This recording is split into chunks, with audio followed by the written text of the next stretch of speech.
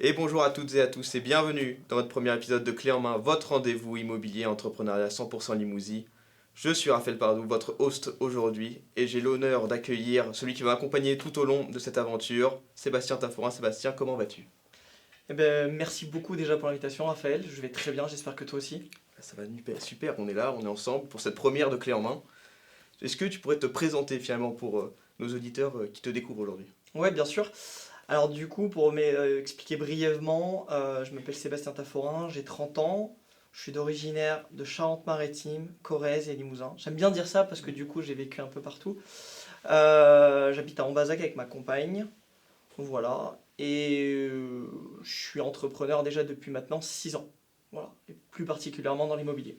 Est-ce que tu peux revenir un petit peu sur ton parcours? Voilà, je sais, on en a discuté en off, mais on sait que tu n'as pas forcément un parcours classique pour arriver dans l'immobilier. Comment finalement tu y es arrivé? Ouais, c'est assez marrant cette question, puisque du coup j'ai un parcours très atypique. Moi à la base en fait, je viens pas du tout du monde de l'immobilier. J'ai un CAP carrosserie, j'ai un niveau bac pro en carrosserie également. J'ai eu un bac pro commerce en express en 6 mois. Et après j'ai un niveau BTS gestion unité commerciale. Donc à la base je voulais faire responsable de magasin, voire directeur de magasin. J'ai un ami qui m'a contacté en 2019, il m'a présenté l'opportunité de l'immobilier. Je me suis dit tiens pourquoi pas se lancer dans un domaine. C'est quelque chose qui me plaît énormément. J'aime la relation client, j'aime les gens en général. Donc je me suis dit, let's go. Mais du coup, avant l'immobilier, tu as fait plusieurs jobs, autres annexes, on dira. Oui, oui, tout à fait. En fait, j'ai été commercial, moi, pour NJ et Eni. Je gérais des commerciaux, j'avais 10 commerciaux à ma tête. J'ai été également vendeur en magasin et responsable de magasin dans le prêt-à-porter et dans divers magasins aussi. Donc voilà, aujourd'hui, tu es conseiller immobilier donc depuis 6 ans. C'est ça, Donc tu as fait plusieurs, on va dire, réseaux, parce que tu es indépendant. tout à Est-ce que tu fait. peux nous expliquer la différence entre, on va dire, un conseiller immobilier indépendant, un mandataire, et on va dire, un conseiller plus traditionnel, peut-être? Ok, alors, la question fatidique. Alors du coup, le réseau de mandataires, la différence, c'est que nous, on n'a pas d'agence vitrée. On ne peut pas recevoir du public directement. On peut ouvrir des pôles de formation, ça c'est possible, donc pour pouvoir animer les équipes, etc. Par contre, en règle générale, le mandataire travaille de chez lui. Voilà. Alors que l'agence traditionnelle, lui, il a une agence vitrée. Du coup, il peut recevoir du public et il peut également afficher les biens sur sa vitrine. Donc effectivement, c'est assez différent dans le sens où nous, voilà, on est plus quand même autonome, individuel, même si on a quand même la possibilité d'avoir des pôles de formation. En fait, on est sur le même métier, mais avec des conditions différentes. Exactement, tout à fait. Avec des conditions différentes et même avec une rémunération différente parce que du coup, le mandataire, comme il n'a pas de locaux physiques indirectement, euh, les rémunérations sont plus importantes. Donc ça aussi, Ouais, c'est la petite différence, on va c'est dire. des charges en moins. C'est ça, exactement, tout à fait. Sachant qu'en plus, en agence traditionnelle, il y a quand même beaucoup plus de salariés, même s'il y a quand même des agents co depuis quelques années, mais la rémunération reste quand même plus importante en tant que mandataire. Et l'avantage aussi en tant que mandataire, c'est qu'on a la possibilité de développer une équipe et de toucher également des rémunérations sur nos équipes. Ce qui est marrant, c'est qu'en fait, l'agent immobilier traditionnel, lui déjà, il est dans une agence physique, c'est-à-dire agence traditionnelle, style Century 21, Orpi pour pas les nommer. En fait, l'agent traditionnel, lui, il va être en rémunération à hauteur de 45% à peu près. Et lui, il va avoir des choses imposées, c'est-à-dire que lui, il va avoir des horaires. Par exemple, il va commencer à 8h du matin, il va finir à 18h. Certes, il y a aussi des agents commerciaux en agence traditionnelle, mais l'avantage du mandataire, c'est que lui, il peut gérer son temps comme il l'entend. C'est-à-dire que si le lundi, il ne veut pas travailler, personne ne l'oblige à travailler. Et il peut également cumuler avec d'autres activités. Donc ça, c'est l'avantage. Et le gros avantage qu'on a en tant que mandataire, c'est que les rémunérations sont beaucoup plus importantes qu'en agence traditionnelle. Voilà. D'accord. Très bien. Et justement, donc, tu es arrivé aujourd'hui, tu es chez BSK Immobilier. Avant, tu as été chez Efficité. Ouais, tout à fait. Donc, est-ce que tu peux nous expliquer pourquoi ce changement finalement? FCT, c'est un très très bon réseau, hein. Je suis plus parti pour une rémunération et je suis parti parce qu'en fait mon collègue avec qui j'avais l'habitude de travailler depuis 2020 maintenant est parti dans le réseau BSK, tout simplement. Ah, tu as suivi finalement ton mentor. Exactement, tout à fait. Est-ce que tu peux nous donner, on sait que le marché de l'immobilier en ce moment, on dit qu'il est en crise. Est-ce que tu peux nous donner ton avis dessus? Ouais, l'immobilier en crise, je dirais oui et non. En fait, le truc, ce qu'il faut comprendre, c'est que euh, c'est cyclique l'immobilier. C'est-à-dire que ça descend et ça monte, c'est un peu comme la bourse. Le marché en ce moment, sur les petits prix aux alentours de 100 000 euros, je dirais qu'il y a une forte demande. Quand on dépasse les 250 voire 300 000, là ça devient beaucoup plus compliqué. Ce qui est compliqué également, c'est que les taux ont monté quand même depuis quelques années. Les taux sont pas hauts par rapport aux 10, 15, 20 dernières années, mais ce qu'il faut comprendre, c'est qu'aujourd'hui, les conditions bancaires sont plus les mêmes. Les banques sont beaucoup plus frileuses, donc elles ont plus de mal à prêter. Voilà. Après, voilà, est-ce que tu penses qu'il y a une notion aussi de géographie? Est-ce que ce côté-là d'avoir ces biens à 200 000 qu'on n'arrive pas forcément à sortir, c'est quelque chose qui est purement, on va dire, sur la Haute-Vienne, sur le Limousin, ou tu penses que c'est vraiment un phénomène global? Non, je pense que c'est un phénomène global. Alors après, il y a des régions qui sont beaucoup plus attractives que d'autres. Évidemment. Mais par contre, faut se dire une chose, c'est que peu importe le bien que vous achetez, il y a des conditions aussi. Donc plus le prix est haut, plus les conditions sont importantes. Donc je pense que quand on arrive sur des biens à 200, 300 et plus, voilà, il faut quand même des revenus assez importants. Et aujourd'hui, on voit que c'est compliqué pour tout le monde. Donc oui, effectivement, je pense que c'est une crise nationale. Oui, voilà, on va pas toucher du tout la même clientèle finalement. Non, du tout. Si on peut en faire un petit point sur ton actu finalement, qu'est-ce que tu fais actuellement? Où en sont tes affaires au niveau de l'immobilier? Alors mes affaires dans l'immobilier, comme tu as si bien dit précédemment, ça fait 6 ans que je suis dans l'immobilier, donc conseiller en immobilier, mais je suis aussi manager en transactions immobilières. C'est-à-dire que j'ai 3 personnes dans mon équipe, dont une qui est sur un départ, mais bon, elle fait toujours partie de l'effectif, donc on la compte. À côté de ça, je monte un club d'affaires, enfin je développe un club d'affaires du coup qui est déjà installé en France, mais du coup que j'aimerais bien, moi, mettre en place sur Limoges et les alentours. À côté de ça, j'ai divers business aussi avec ma compagne. J'ai pas forcément envie d'en parler dans ce podcast, mais effectivement, oui, on a plusieurs activités. Ouais. On est quand même sur l'immobilier, on est sur un milieu qui est, comment dire, très prisé. On a de plus en plus d'agents immobiliers qui arrivent chaque jour. On est à plus de 100 000 au global sur toute la France. Comment tu peux te faire pour te différencier en tout cas? Ah, très très bonne question. Pour se différencier, je dirais qu'il faut être constant, persévérant, résilient. Et surtout, il faut être discipliné, c'est-à-dire qu'il faut faire des choses que les autres ne font pas. Moi, je suis énormément dans l'humain et l'accompagnement, et je pense que le suivi, c'est la clé.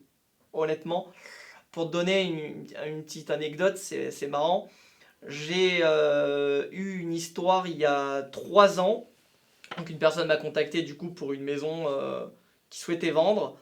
3 ans après, je récupère cette maison, ça passe en jugement et je vais vendre la maison. Si j'avais jamais fait suivi pendant les 3 ans, jamais j'aurais pu vendre cette maison. Donc c'est ça en fait qui est important dans l'immobilier, c'est pas du one shot, c'est du suivi sur plusieurs années. C'est ça qui fait la réussite et la différence d'un bon et un mauvais agent immobilier. Ouais, tu penses, du coup, ce côté en fait penser long terme, tu penses que tout le monde l'a ou c'est quelque chose qu'il faut justement plus développer Je pense qu'il faut le développer. Je pense que les gens l'ont au fond d'eux, mais le mettent pas spécialement en avant ou n'y pensent pas forcément. Parce qu'en fait, les gens, ils veulent tout de suite. Ils sont pas prêts à attendre. Et en fait, dans ce métier-là, voire même dans l'immobilier en général, si t'es pas patient, c'est pas la peine. Vaut mieux que tu changes de métier, honnêtement. Aujourd'hui, tu as dit que l'immobilier, c'était pas forcément la première chose que tu pensais faire dans la vie. Tu es de plus en plus, en tout cas, tu travailles beaucoup. Voilà, comment tu fais, on va dire, pour gérer ton emploi du temps, réussir à combiner surtout vie professionnelle, vie personnelle, quand tu passes 15 heures par jour à faire l'immobilier? Qu'est-ce qui t'attire finalement dans l'immobilier pour te dire, ok, aujourd'hui, je refais une journée de 15 heures pour aller chercher un nouveau mandat, une nouvelle offre? Question fatidique. Je dirais pas que je gère bien mon emploi du temps. Je dirais juste qu'il faut trouver un juste équilibre entre la vie personnelle et professionnelle. C'est pas toujours évident. Après, moi j'ai un de mes mentors chez Efficity qui m'avait parlé d'une astuce qui est très bonne en soi. C'est travailler en créneau de 2 heures. D'accord. C'est-à-dire sur un rendez-vous, prends 2 heures. Et comme ça, en fait, ça te permet vraiment de pouvoir gérer ton emploi du temps et faire après un rendez-vous après. Donc je pense que ouais, le créneau de 2 heures, c'est pas mal. Ça. Quelle qualité pour toi un agent immobilier, s'il veut se démarquer, il doit posséder? La qualité, le relationnel client, l'humain, très important. Et je pense qu'il a besoin de la passion du métier. Je pense que c'est un métier de passion avant tout. Aujourd'hui, donc tu nous as parlé tout à l'heure de la partie management. Tu gères une équipe aujourd'hui donc de conseillers immobiliers, donc 3 tu nous as dit. C'est ça. Comment fais-tu finalement pour réussir justement à allier à la fois ton activité commerciale et à la fois cette activité de management qui est cruciale également? Du coup, pour revenir sur ce que tu as dit, oui, effectivement, il faut gérer une partie dans la semaine où tu fais que de la production personnelle et une autre partie où tu fais du management. Et comme je dis si bien, je pense que l'idéal, c'est de faire du 30% management et 70% production personnelle. Aujourd'hui, pour revenir un peu plus sur un côté entrepreneurial, il est important de différencier ses activités. Pour toi, est-ce que c'est vraiment un entrepreneur doit absolument diversifier ses activités ou il peut quand même rester, on va dire, sur une branche et être focus justement sur cette branche? Ouais, très bonne question. Moi, je vais te donner mon exemple. J'ai fait l'erreur de faire plusieurs activités en même temps. J'ai essayé le e-commerce, j'ai essayé le dropshipping, j'ai essayé la bourse. Je fais également de la crypto-monnaie. Après, ce qui est très important à comprendre, c'est que je pense qu'il faut se focus sur un ou deux business. Et ensuite, une fois que ton business il a vraiment grossi, là, tu peux commencer à investir ton argent. Investis pas ton argent avant de créer ton business. C'est hyper important. Et finalement, donc, est-ce que l'entrepreneuriat pour toi, ça a toujours été, on va dire, quelque chose qui t'a motivé ou est-ce qu'à un moment, tu as eu justement un petit déclic comme ça, tu dis, voilà, aujourd'hui, je veux faire ça, je veux être indépendant, je veux avoir, entre guillemets, ma liberté. Je dirais pas que j'ai eu un déclic, je dirais que j'ai plus suivi le mouvement. En 2019, enfin en 2018 plutôt, pardon, quand j'ai quitté le monde du salariat, je me suis aperçu que la majorité des gens commandaient sur Internet, déjà. Donc, je me suis dit, aïe, le commerce, il va en prendre une claque dans quelques années. Je pense que c'est intéressant d'être indépendant. Et j'ai un ami après, du coup, qui m'a approché avec l'immobilier. Je me suis dit, tiens, pourquoi pas? Voilà. Tout simplement, il n'y a pas eu Oui. une vraie raison. Ça, en fait, tu as saisi l'opportunité qui t'a été offerte finalement. Exactement, tout à fait. Et moi, en tout cas, en rendez-vous, parce que voilà, aujourd'hui, je suis en stage avec toi depuis 2 mois. Tout à fait. En rendez-vous, je trouve qu'il y a toujours ce côté justement humain, mais à la fois cette bonne répartie en fait. Comment et pour moi, ça vient d'une certaine confiance en soi. Bah écoute, la confiance en soi, pour moi, elle s'acquiert au fur et à mesure des années. Moi, j'avais pas du tout confiance en moi à la base. Et du coup, je pense que l'entrepreneuriat et le fait d'être à son compte et d'avoir sa propre entreprise te permet aussi de prendre en maturité parce que tu as des choses à gérer et c'est pas toujours évident, c'est pas rose tous les jours. Donc effectivement, je pense que ça s'acquiert au fur et à mesure des années. Ouais. Aujourd'hui, voilà, on a de plus en plus de monde qui veut se lancer, on va dire, dans l'entrepreneuriat. Quel conseil tu pourrais donner, on va dire, à un novice, quelqu'un qui veut se lancer justement? Très bonne question. Au fond de moi, je vous dirais de ne pas vous lancer parce que pour moi, c'est pas fait. Enfin, tout le monde n'est pas fait pour entreprendre. En fait, moi, ce que j'ai envie de dire surtout, c'est qu'aujourd'hui, on pousse les gens à être entrepreneurs, mais on ne se rend pas compte en fait des difficultés qu'il y a derrière et le temps qu'on y passe surtout. Quand j'étais salarié, je faisais 35 heures par semaine. Maintenant que je suis entrepreneur, j'en fais entre 70 et 80. Et j'imagine, enfin, je fais pas ça pour faire le mec, mais je dis juste qu'en fait, si vous voulez entreprendre, dites-vous que les premières années, ça va être très compliqué et vous allez potentiellement pas vous sortir d'argent. Et ça, faut être prêt à l'entendre. Est-ce que finalement, tu as fait, dans ton parcours, est-ce que tu as fait des erreurs, exemple que ce soit dans l'immobilier ou justement dans l'entrepreneuriat, est-ce que tu as fait des erreurs que tu regrettes un petit peu aujourd'hui? Ouais, bien sûr. J'ai fait des erreurs. La première année que je me suis lancé en entrepreneuriat, je suis tombé dans ma zone de confort dans le sens où j'ai eu le chômage. J'ai eu la chance de pouvoir avoir le chômage, donc 2 ans pour pouvoir me lancer. Le problème, c'est que j'ai beaucoup fait la fête avec des amis. Il y a des matins, je me levais pas du tout. Et malheureusement, j'ai fait 0 de chiffre d'affaires la première année en 2019. C'est important de le dire, j'ai vraiment rentré 0 argent. Donc ça veut dire que j'ai vécu uniquement avec mes économies et mon chômage. Et je peux vous avouer une chose, c'est que c'est pas évident. C'est pas évident. Et là, si vous n'avez pas un minimum de mindset, là c'est tout dans la tête. Hein. Donc, et 99% des gens, ils auraient arrêté. Pour revenir sur ce côté mindset, finalement, comment tu pourrais qualifier en tout cas l'état d'esprit d'un entrepreneur L'état d'esprit de l'entrepreneur, je pense que ça vient beaucoup du développement personnel. Je pense que c'est intéressant d'écouter des podcasts, comme là on fait actuellement, d'écouter des audios, lire des livres, et s'inspirer en fait de personnes qui ont ce que tu désires, et des gros entrepreneurs qui ont créé aujourd'hui des empires. Donc je pense que c'est important de s'inspirer. Aujourd'hui, on parle beaucoup, on va dire que c'est beaucoup une mentalité de requin. T'es plutôt d'accord avec ça ou... Je suis d'accord, oui et non. Je pense qu'effectivement, il y a beaucoup de gens dans l'immobilier qui ont une mentalité de requin. Je pense que sur un court terme, ça peut fonctionner. Tu peux gagner beaucoup, beaucoup d'argent. Par contre, sur le long terme, je ne suis pas persuadé que ça soit la bonne solution. Parce qu'aujourd'hui, les gens ils ont besoin d'accompagnement et d'humain. Et je pense que moi, je suis sur la bonne voie par rapport à ça. Après, peut-être que je me trompe, hein. Je n'ai pas la science infuse, mais effectivement, il y a deux écoles à ce niveau-là. Pour durer, voilà, il faut satisfaction client numéro 1 pour durer.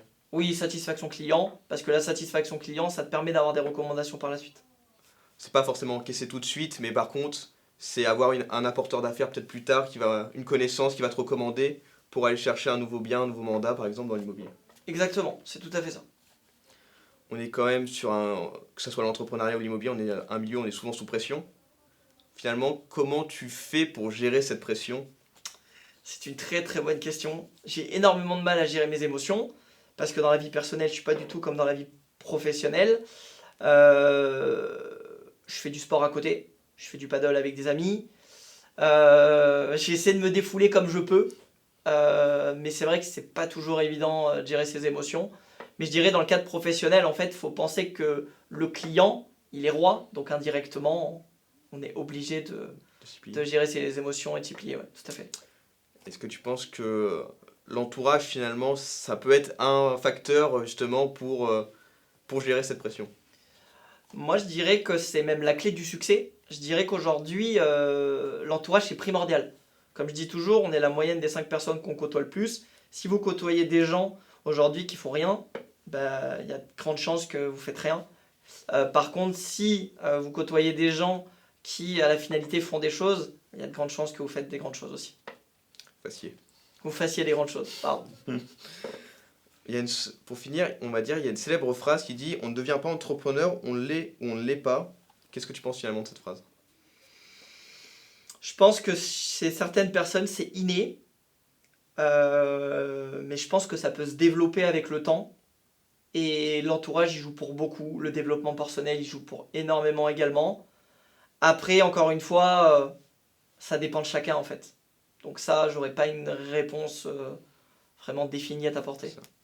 Est-ce que pour toi, la formation aujourd'hui, c'est un facteur clé de succès pour réussir justement dans n'importe quel domaine? Je dirais même pas que c'est un facteur clé, pardon. Je dirais que c'est primordial. La formation, c'est obligatoire. Tu es obligé de te former, peu importe le domaine.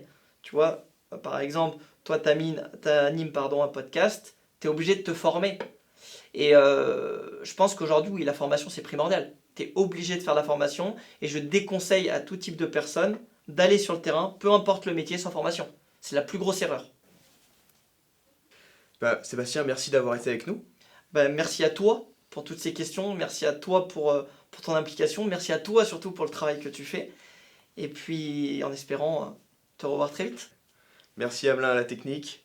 Merci à vous de nous avoir regardés, de nous avoir suivis aujourd'hui. On se retrouve le mois prochain pour un nouvel épisode. Tchuss.